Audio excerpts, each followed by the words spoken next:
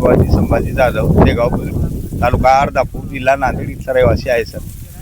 माझ्या वावरामध्ये 2 एकर हळद आहे, 1 दीड एकर माळवा आहे, भेंडी आहे, चवळी आहे, काकडी आहे, आवरा आहे, दोडका आहे, तुरई आहे. त्यात खर्च खूप लय झाला सर. 1-2 लाख रुपये हळदीचा खर्च झाला, लाखाच्या वरी माळ्याचा खर्च झाला. त्याला पूर्ण ठिबक आहे सर शेतीला. हा ठिबक असून सुद्धा हे 4,000 आणि 8,000 सर काय होते यानं खर्च दिल्यानं.